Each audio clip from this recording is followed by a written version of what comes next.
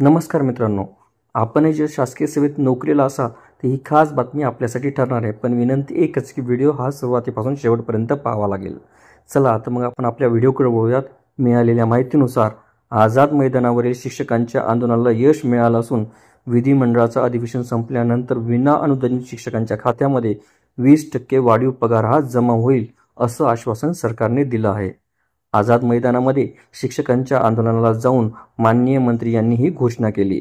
इथून पुढे पगाराची तारीख टळणार नाही असं आश्वासनही त्यावेळी देण्यात आलं.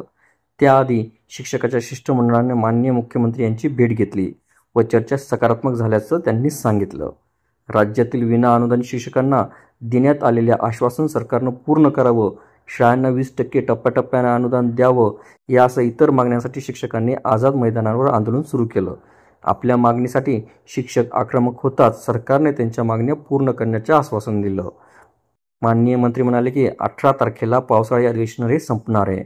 त्यावेळी तुमच्या खात्यामध्ये 20% वाढीव पगार हा जमा झालेला असेल. माननीय मुख्यमंत्री हे शिक्षकांच्या मागण्यांबाबत एकदम सकारात्मक आहेत. माननीय मुख्यमंत्री यांनी शिक्षकासंबंधी काही महत्त्वाचे निर्णय घेतले आहेत.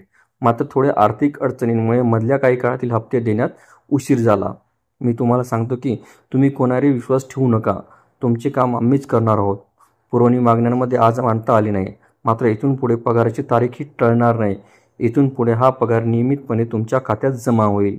राज्यातील सुमारे 5,000 खासगी विनाअनुदानित शाळांना टप्प्याटप्प्याने अनुदान देण्याचा निर्णय ऑक्टोबर 2024 मधील अधिवेशनामध्ये घेण्यात आला होता.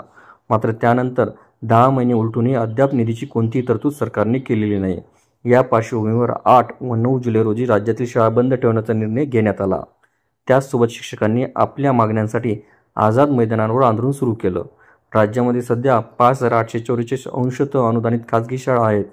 यामध्ये 820 प्राथमिक, 1984 माध्यमिक व 3,040 उच्च माध्यमिक शाळा आहेत. या शाळांमध्ये एकूण 3,513 प्राथमिक, 2,380 माध्यमिक व 3,043 उच्च माध्यमिक तुकड्या कार्यरत म्हणून आहेत. एकूण 8,602 प्राथमिक शिक्षक, 24,028 माध्यमिक शिक्षक आणि 16,932 उच्च प्राथमिक माध्यमिक शिक्षक व शिक्षकेतर कर्मचारी या शाळांमध्ये कार्यरत आहेत. शाळांना 20% टप्प्याटप्प्याने अनुदान देण्याचा निर्णय झाला असला तरी प्रत्यक्षात अद्याप एकाही शाळेला निधी मिळालेला नाही. तसेच अधिवेशनात यासाठी पुरवणी मागणीही मांडलेली नाही. या प्रकरणी शिक्षक आक्रमक झाल्यानंतर सरकारने त्यांना सकारात्मक प्रतिसाद देत त्यांच्या मागण्या मान्य करण्याचे आश्वासन दिलं.